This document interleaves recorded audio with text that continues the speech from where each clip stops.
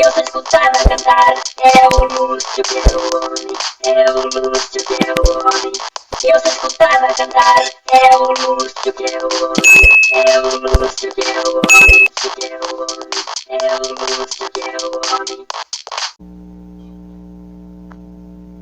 Tudo certo, pessoal? Já tô aqui.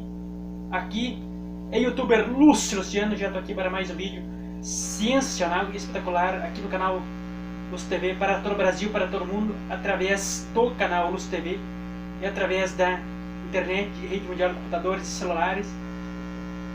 Metendo a cara, o Lúcio Luciano metendo a cara para Santa Catarina, Brasília, Distrito Federal, São Paulo, Rio de Janeiro, Minas Gerais, Bahia, Amazônia, Nordeste, sabe, sei lá onde você esteja. Você está navegando aí, está pesquisando aí no seu celular, está navegando na internet, no seu celular e achou o canal Lúcio TV, muito obrigado, desde já, agradeço pela sua audiência.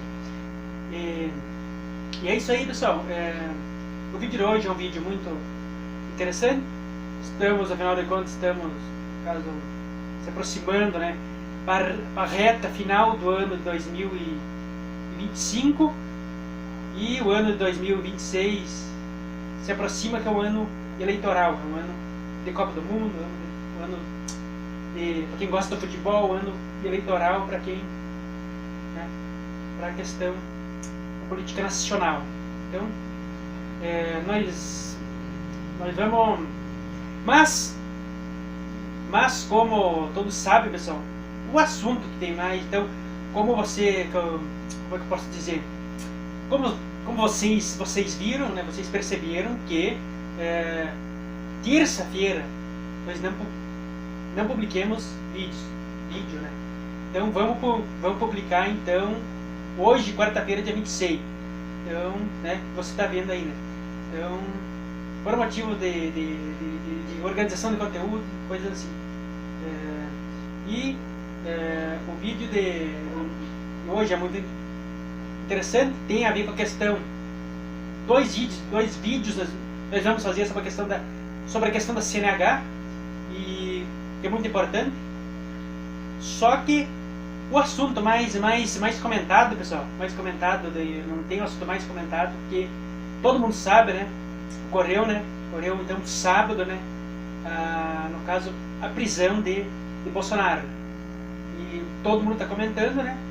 E ele pegou e, no caso, como todo mundo sabe, ele tentou violar e romper a tornozeleira eletrônica, e daí por causa da vigília, daí que ocorreu uma vigília. Isso aí, então, deu fortes indícios que ele ia usar, no caso, rompeu a tornozeleira eletrônica para deixar o país, e daí ia se utilizar dessa vigília, no caso ali, poderia ter alguém armado, coisa assim, para fazer um tumulto ali, poderia deixar o país. Então foi preso preventivamente. Lembrando que todo mundo sabe, então, não é a pena, né, da questão do julgamento, né, como é que eu posso dizer, da trama golpista, né? Então, ainda resta um pouco de recurso de trânsito em julgado. Só que todo mundo diz assim, que pode ser que no caso ele já permaneça lá, né? Todo mundo está dizendo que ele vai para Papuda, pegar e cumprir já, emendar aí junto já a pena, né? Pela trama golpista. Então, que nem eu disse no outro vídeo, como é que eu posso dizer, ele teve todo o direito à presunção de inocência, o presidente Lula já falou, teve todo o direito à presunção de inocência, teve ampla defesa, mas foi julgado, foi condenado, e foi confirmado, provado que ele é o líder da trama golpista do dia 8 de janeiro e do ataque, como é que eu posso dizer, da tentativa de assassinar o presidente Lula, o Geraldo Alckmin e o excelentíssimo ministro Alexandre de Moraes. Então, o que acontece, ele no caso, ele teve o direito à ampla defesa, que foi aplicada a lei. Agora, se a Suprema Corte decidir que ele vai ficar o trânsito, depois do trânsito julgado, no caso, ele vai responder fechado, em regime fechado, ele vai responder em regime fechado. E se caso ele tiver uma doença muito grave, como é que eu posso dizer, um problema de saúde muito grave, que for comprovado com o exame, em questão com laudos periciais de exame médico, de repente ele responde, no caso, em prisão domiciliar. Só que se eu fosse ministro da Suprema Corte, se ele tivesse no caso uma doença extremamente, uma doença grave, como é que eu posso dizer, um problema de saúde comprovado por laudos periciais de exame médico, eu dava a prisão domiciliar para Bolsonaro. Se eu fosse ministro, eu decidia a Suprema Corte. Só que daí o pessoal aí, né, tá dizendo, né, que nem eu disse já em outros vídeos, o pessoal tem aquela, tá no imaginário das pessoas, assim, fulano de tal foi preso, não sei quem foi preso, Roberto Jefferson foi preso, não sei mais quem foi preso. Então, as pessoas têm no imaginário a prisão como uma coisa ruim, que é aquela celinha de 3x4, uma caminha de coisa, um colchãozinho bem fininho, rato andando, água pingando, coisa assim, aquela masmorra, sabe, aquela coisa negativa. Só que, como a maioria da sociedade viu, e como, né, não deveria ser diferente, pela alta notoriedade do cargo, afinal de contas é o ex-presidente da República, pela alta notoriedade do cargo que ele ocupou, ele não vai ficar em qualquer presídio, em um lugar qualquer. Então, só para pegar você que está vendo aí, você ter a noção, a cela que Bolsonaro tá é melhor do que o quarto de você, o seu quarto aí, você que está vendo.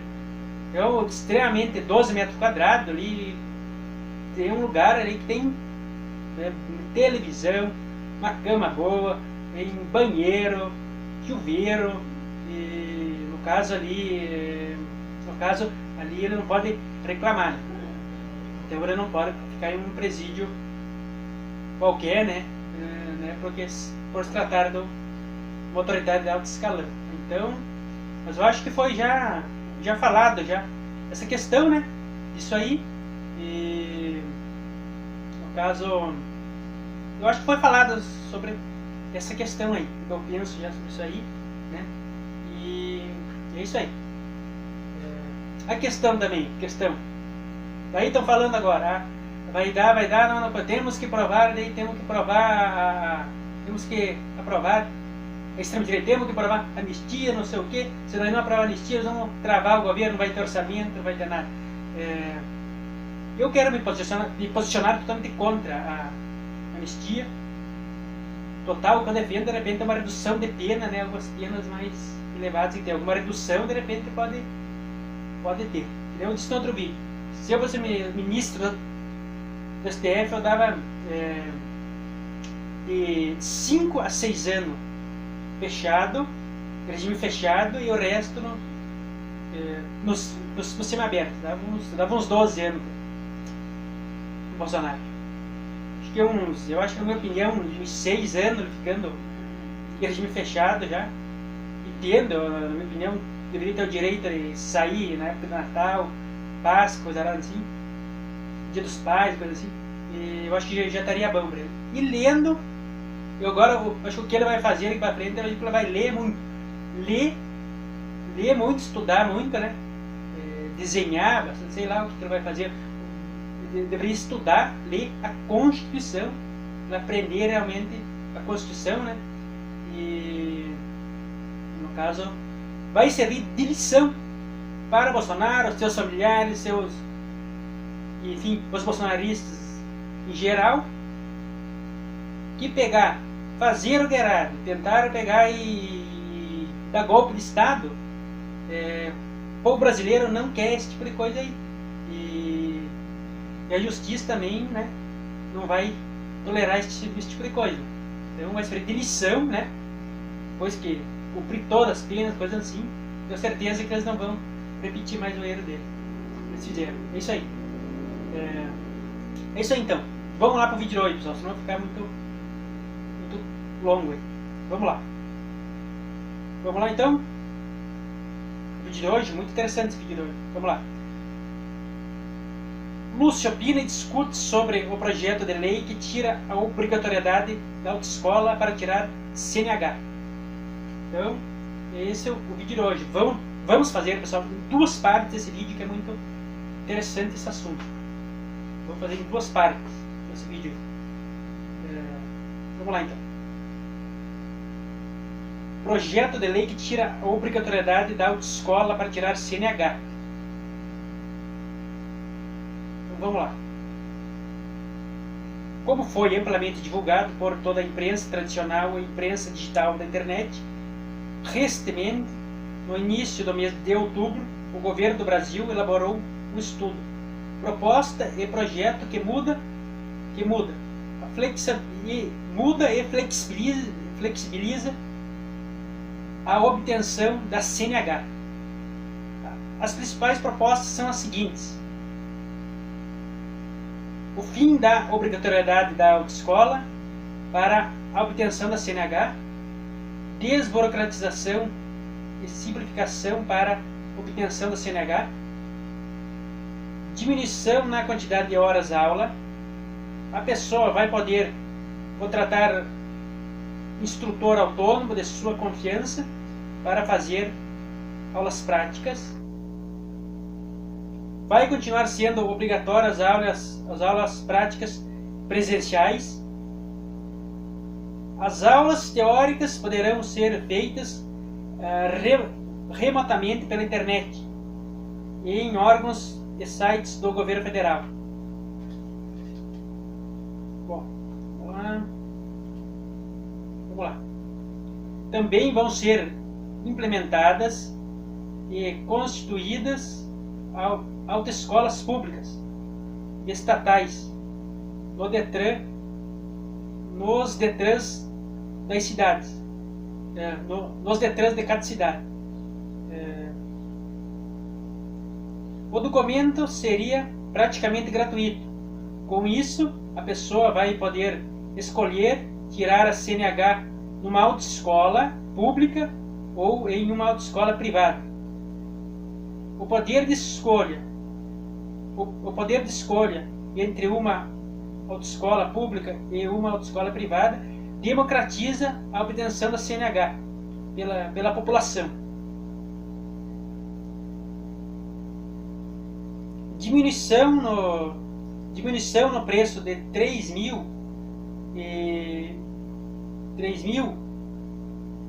como é que pode dizer, de 3.500 a 4.000 ou a 5.000 para R$1.000. Então vai diminuir de 3.500, 4.000, 5.000 para R$1.000. Essa é a proposta. O barateamento e a facilitação, né, da obtenção da CNH. O governo do Brasil afirma que as mudanças para obter a CNH vão democratizar e desburocratizar e facilitar a obtenção da CNH pela população. Dados do governo mostram que mais de 20 milhões de pessoas dirigem-se sem CNH. As pessoas que querem obter a CNH, mas devido à alta burocracia e preços elevados, acabam não conseguindo obter o documento. Devido a esses fatores, o governo do Brasil considera as medidas como positivas e colocou as propostas para consulta pública. Então, como vocês viram, é muito interessante esse assunto. Eu fiz 2 vídeos. Não me lembro se foi nos anos passados aí. Foi nos anos, eu acho que 2023 ou 2022, uma coisa assim, que nós abordamos esse assunto da questão da dificuldade, né, da questão da CNH. Questão de obter a CNH. Que nem eu disse no outro vídeo, mais fácil eu acho que virar, fazer uma faculdade de Direito, virar um ministro do Supremo, acho que eu devo tirar a CNH, porque é muita burocracia botada em cima dessa questão. E faz com que as pessoas não tenham dificuldade de tirar o documento. Então eu acho que isso não deveria ser o papel do Estado, pegar e dificultar, e sim facilitar. Sim facilitar. Então, lembrando, ó, essas medidas não vão acabar com as autoescolas privadas.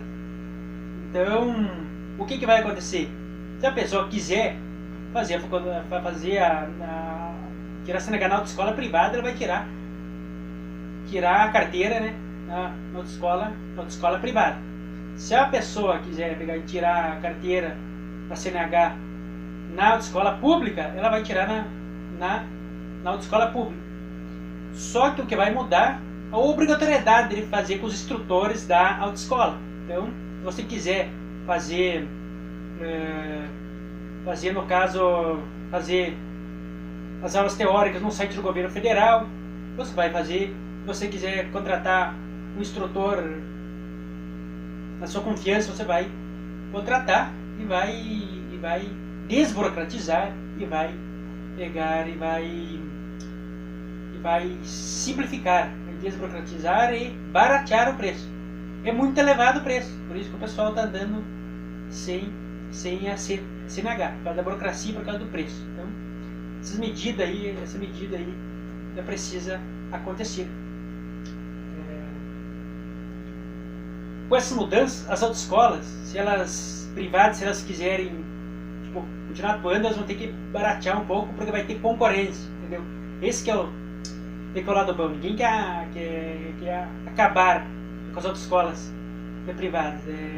Ter concorrência, porque daí faz com que eles abaixem o preço e facilita para o povo. É isso aí.